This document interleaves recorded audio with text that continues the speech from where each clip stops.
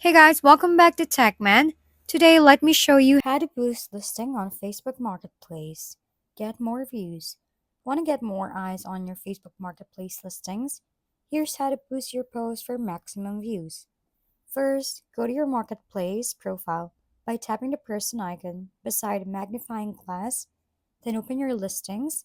Choose the listing you want to promote. Tap Promote Now. From here, you can set your daily budget and how many days you want it boosted. For example, Facebook might recommend 3 days with an estimated reach between 7 to 20,000 people.